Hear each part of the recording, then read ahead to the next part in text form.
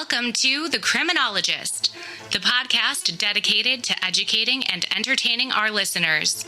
We bring you subject matter experts from around the world and share the latest and greatest evidence-based practices and interventions to help individuals desist from a life of crime and delinquency. We do so by painting an accurate picture of that journey from the perspective of the justice-involved individual. Too often, our perceptions of those individuals are tainted by media-driven caricatures created to sell newspapers or movie tickets. This adds little to a healthy dialogue as to how to best address criminality and the reintegration process. This podcast avoids stereotypes and biases in favor of the lived experiences of those we can best learn from. Now, please welcome the host of The Criminologist, Joseph Arvidsson. Thank you. Hello and welcome to episode 65 of the Criminologist podcast. Happy to have you all with us today. I have always been a huge proponent of exploring comparative systems of criminal justice in particular. I feel that is a great way to learn from each other's experiences and struggles with implementation and best practices. If you are a regular listener to this show, you know I more often than not speak to folks outside of the United States to learn, again, their perspective on the client change process, which is why I am so excited to be sharing my recent interview with Arshak Gasparyan. Arshak Gasparyan, as you are all about to hear, is an amazing individual. He is joining us today all the way from the nation of Armenia, where he is truly a trailblazer when it comes to his efforts around implementing evidence-based practices in his country. Specifically, he is currently a consultant working with the Council of Europe, developing Armenian Probation Services, as well as mental health care in Armenian prisons. He is also the president of the Social Justice NGO, whose mission is to implement projects aimed at restoring social justice within society. Their activities also include reform efforts regarding detained persons, helping them integrate as full members of society. I am always fascinated when I speak with subject matter experts around the world to hear similarities both around our core correctional practices, but also the struggles we face despite cultural differences in place. I could have talked to Arshak all day. I am hoping he will return in the future to share with us more of the progress going on in Armenia with his reform efforts. In the meantime, please sit back and enjoy my initial interview with Arshak Gasparyan, and I will see you all on the other side. Welcome to the show, Arshak. Why don't we just start off by you telling us and our listeners a little bit about yourself, both your background as far as your education and vocationally your work background. Hello, Joseph. Thank you very much. And I'm excited to be here and invited by you. I follow all your programs and podcasts, and every time I can catch something for me, and very thankful to you and your guests because you have a very professional one. And this is my pleasure. I'm excited to be here. My name is Arshak. I'm from Armenia. My background education is psychology. First education is psychology, and I'm looking forward to my PhD, and the topic is reintegration of the ex-prisoners with having multiple convictions. This is my background, and the second one, education, let's say, this is the criminal law. And this is my second education as the background.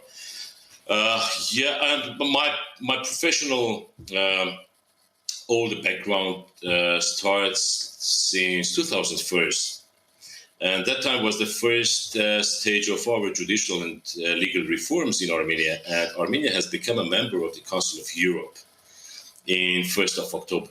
And the main axis of the reforms was the penitentiary service, and I was lucky to be in the roots of reforming all the system around and as post-Soviet Union country.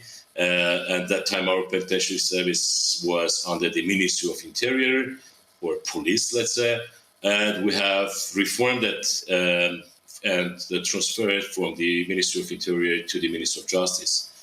And fortunately, we have the penitentiary till now under the Ministry of Justice. And this was I was excited to be there because it was a very small group consisting of 7 people, professionals, and we were emotionally tied with all these reforms. And I'm excited to be the first psychologist establishing psychological services in our country in the prison system. That's much, and I'm honored also to be consultant in prison and probation reforms for my country and also in different European and Asian countries.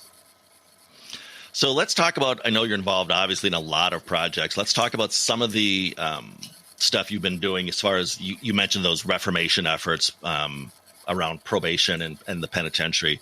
What are some of the projects you've been involved with thus far, Arshak? Council of Europe is very deeply involved in our capacity development for the Ministry of Justice. It again since 2001 or 2002, and now we are. I'm again honored to be part of a project of support to the probation service, scaling up the probation service in Armenia. And now we are doing. It is a multitask program or project. And we have developed or revised existing risk and need assessment tool. Then training of the probation staff, training of trainers for the probation officers, and also now we are also trying to develop the reintegration or let's say general offending rehabilitation programs regarding anger management, pro-social modeling, conflict resolution, etc. And so this is a very interesting and very task and very multi-task project that I'm also involved as a national consultant. I'm very excited about that. Dare I say a little bit jealous. As you mentioned, you listen to my podcast, and I interview a lot of other professionals such as yourself throughout Europe. And it's fun for me as an American to look at nations such as Armenia, which are more in their infancy of developing their evidence-based practices. You mentioned risk assessment. One of the things that we look at is that balance between the traditional sort of actuarial risk needs tools with some of those emerging desistance tools that we see more in the United Kingdom, for example, that look at a lot of those protective factors as well. Are you addressing that balance again between the more North American, should I say, risk needs responsivity model and building in those risk factors with, again, what we see a little bit more in the United Kingdom around the good lives model or those desistance models, and again, those protective factors? Yeah, thank you very much for this very important question, because it is very difficult for, I don't like this calling, but so to say the ex-Soviet Union countries. It is very difficult to have such kind of balance, because all these balances are based on the human being and justice for human being. So, but what we try to have this balance, and actually this is the revised tool which was based on actuarial one.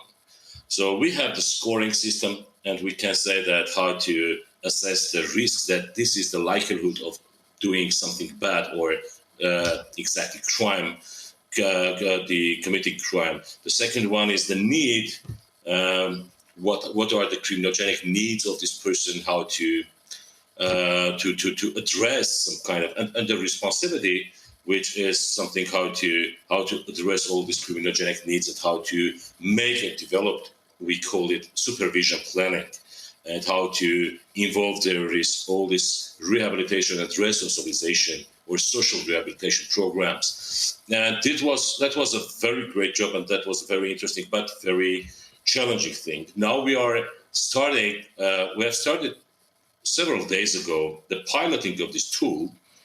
And after several months, we will try to understand if we have developed the correct risk and needs assessment tool. But again, it is very interesting that we have pushed there. We tried at least. I'm not sure that we are in excellent way, but we try to underline and also to fix the strengths of our offenders and how to see these protective factors, because judiciary and also all the legal system, they see just the article of the criminal code that this human being is sentenced. And this is all legislation and the philosophies of the legislation. And this is the second part, challenging part, will be how to show the courts how to measure all these ballast factors and how to present to the court and say that, hey, this guy could be in here or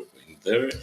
And we have, of course, envisaged there several protective factors. We have 8 divisions, starting from the well-known big 4 factors: the criminal record, antisocial peers, antisocial personality, plus family and social ties, etc. And we have 8 these kind of blocks, let's say, and we try to include there all these needs, risks, and also these threats that probation officers, they will try or they must try to see this and to highlight in their supervision planning. If it makes you feel better, Arshak, we still struggle with our judiciary trying to get them to look past that criminal code and to look more at the science, if you will. So it is challenging, really too challenging. It really is. As an aside, I'm pinching myself. If you would have told me a year ago that I would be talking to somebody from Armenia about criminogenic need and the Big Four, I would have not believed you.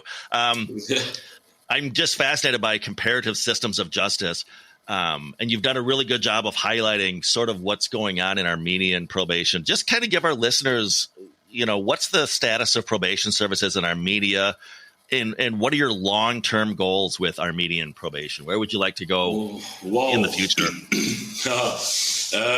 This is a different thing. What I want to have, and we can understand that what kind of probation service will our state want, but.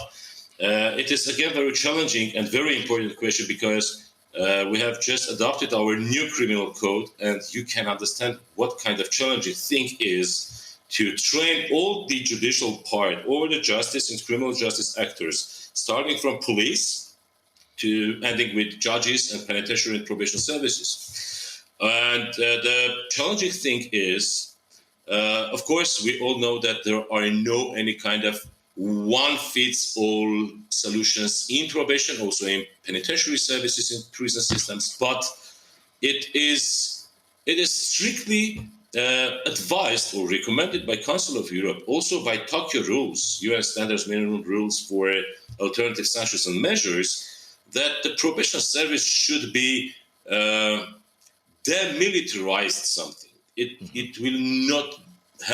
It should not have any connections with investigative, police, or military services. But in our criminal code now we have, and criminal procedures code, now we have home arrest, which is something about control.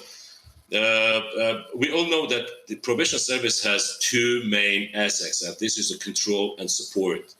Control at this instance.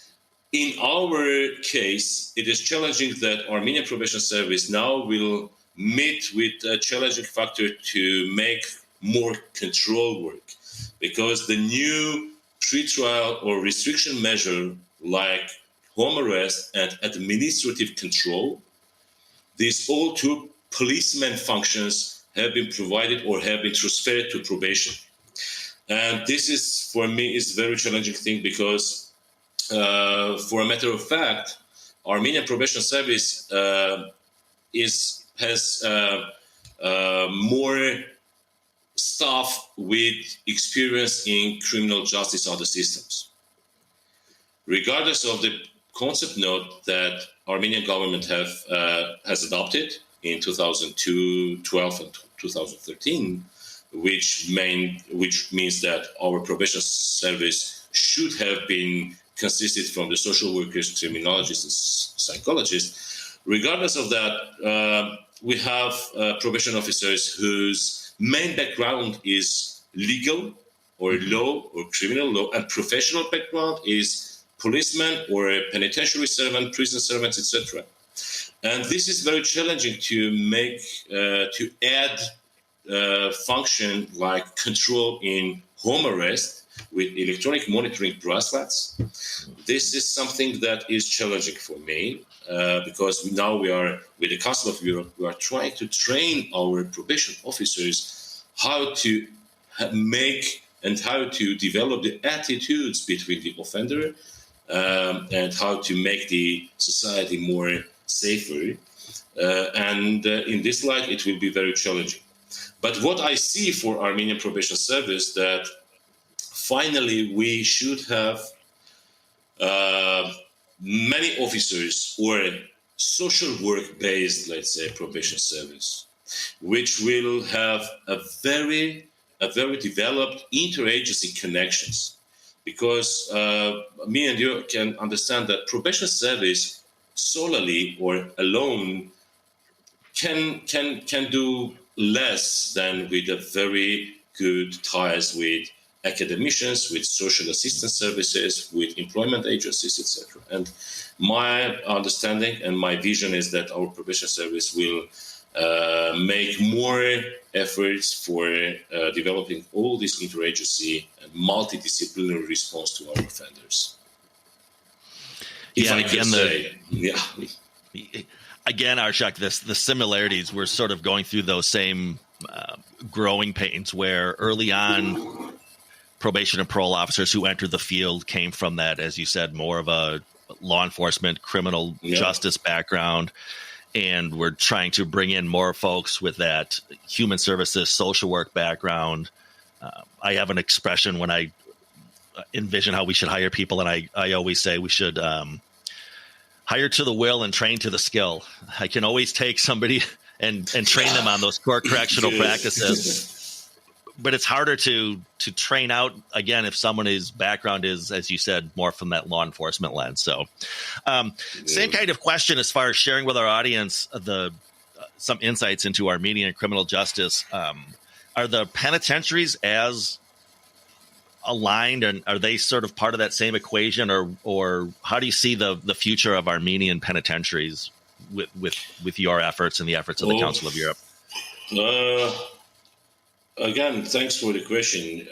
But it was well said to hire the well and then to train. Yeah, it is very good. It is maybe easy to say and harder to make it real. But again, this is what we are accepting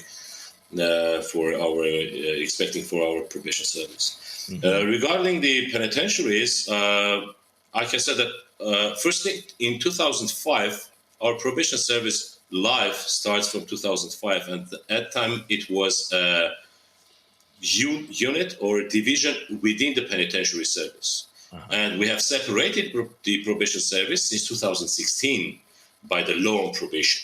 Mm-hmm. Before that, it was called like Alternative Sanctions Division under the penitentiary service, and they are under the Ministry of Justice.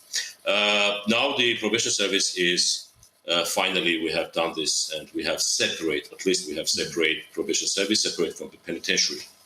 So the penitentiary department or penitentiary service, Armenia has 12 prisons, 12 penitentiary institutions, and except 2 of them, all 10, they include also detention and convicted people. Okay. So inmates like the on remand and sentenced people. Yeah. And my understanding and my vision is that it is too expensive to have 12 prisons for Armenia. And my vision is that we should shorten the number of our prisons into 2 or 3, because sometimes in some prisons we have more officers than inmates.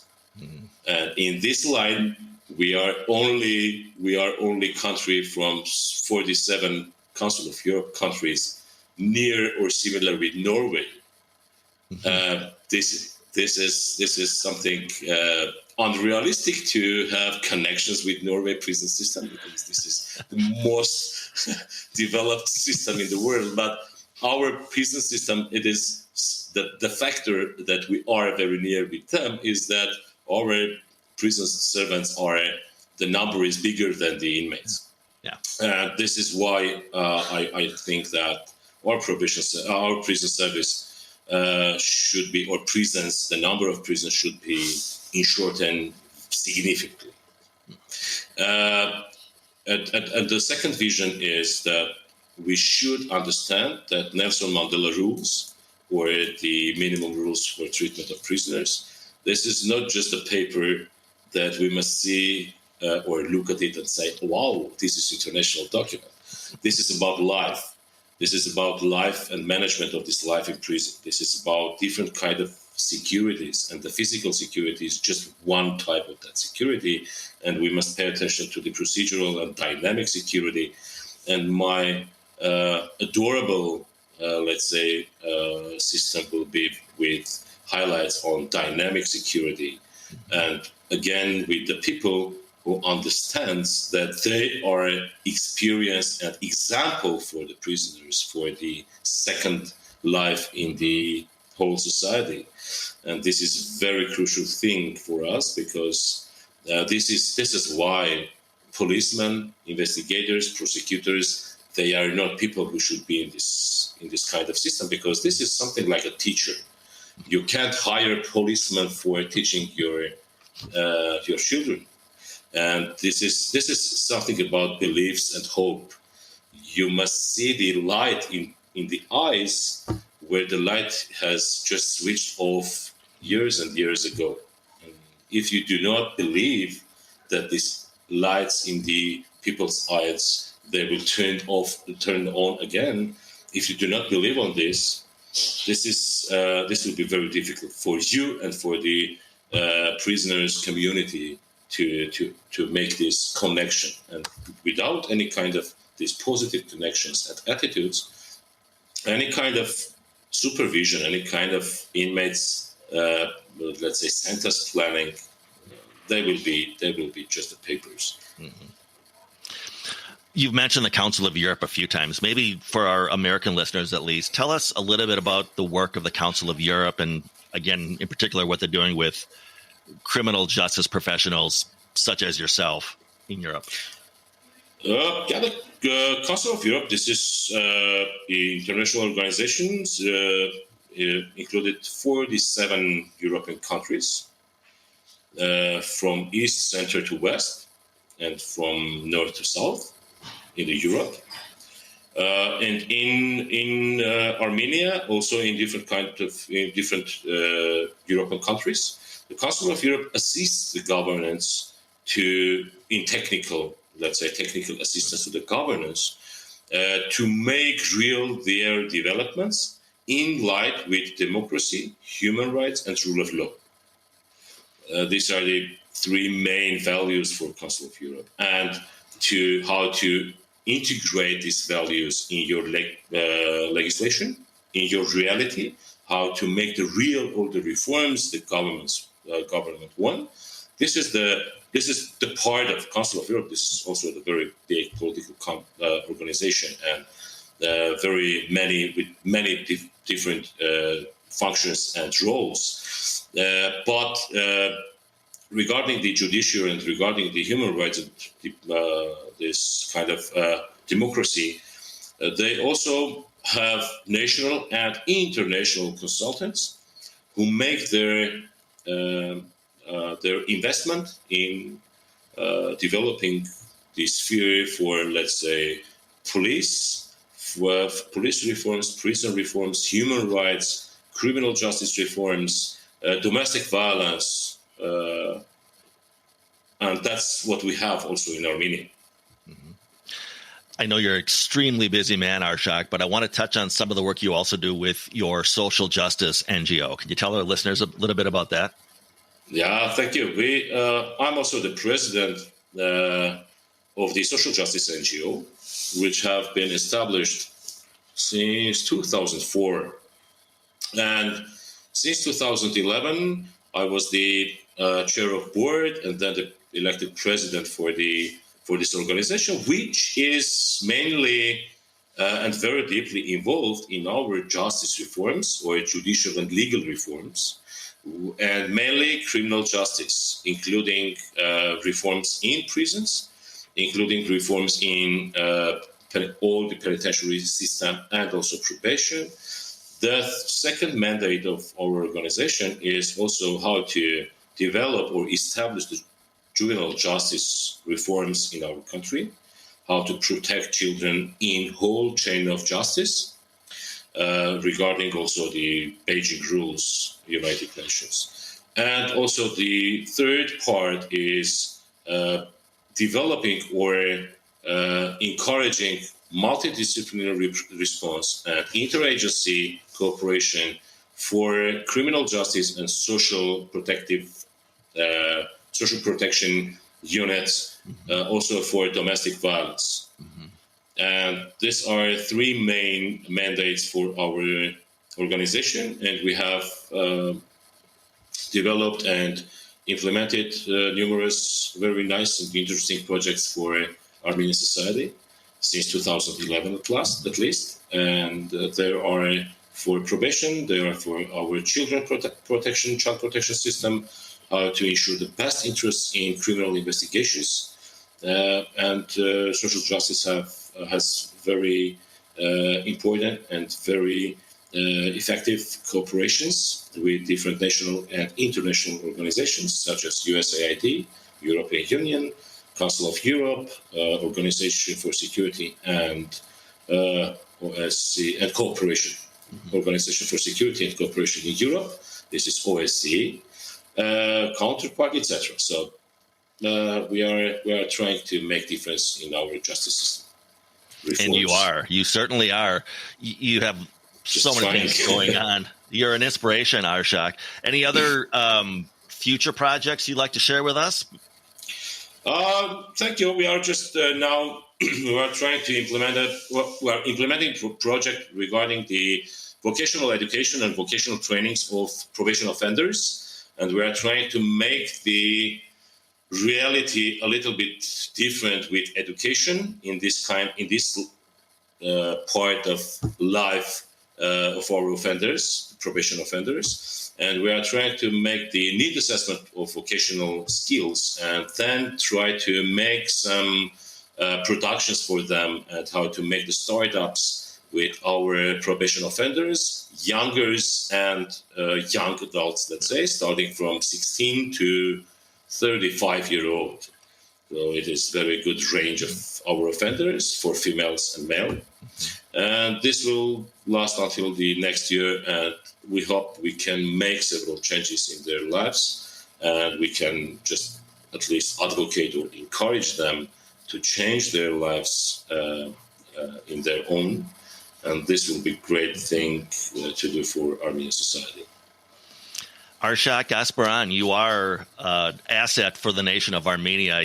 I'm so glad our paths crossed, and I'm so glad I was able to share this with our listeners. I can't thank you enough for being on the show, and I hope you'll be back in sometime in the future to give us some updates on those very worthwhile projects you're involved with, Arshak. Thanks a lot, Joseph. Thank you for the invitation again, and it was my pleasure to be your guest. Thank you. Thanks, Arshak. Be well. Be well. Hoping and suspecting you all found that as interesting and even revealing as I did. As indicated during the interview, I found it somewhat surreal to be talking about the Big Four, not with a colleague or a new trainee learning about the Risk-Need-Responsivity model, but rather with somebody who is 6,000 miles away from me on the other side of the world.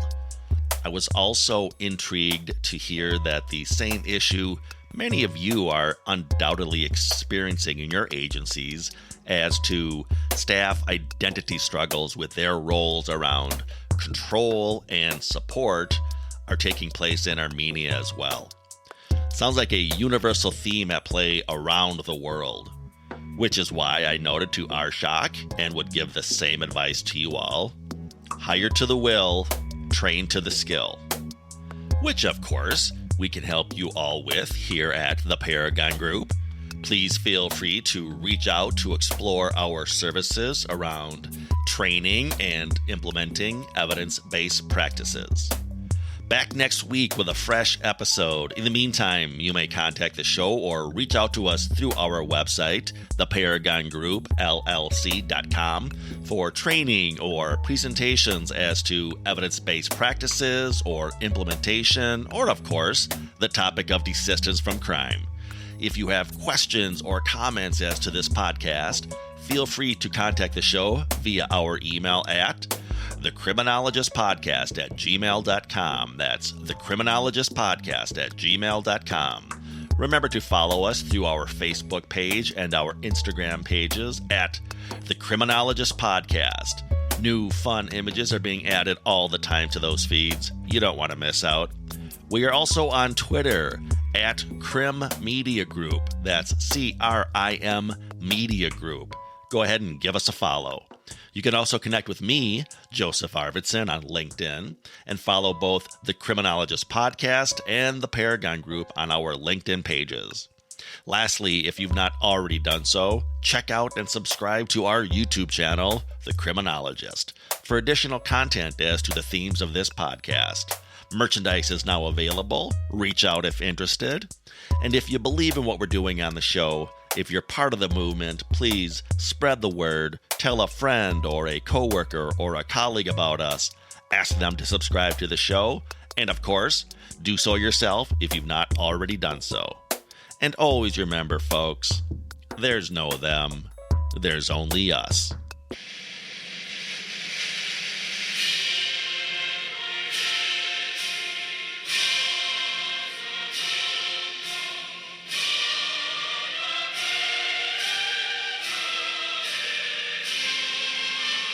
The Criminologist Podcast is a production of the Paragon Group, LLC.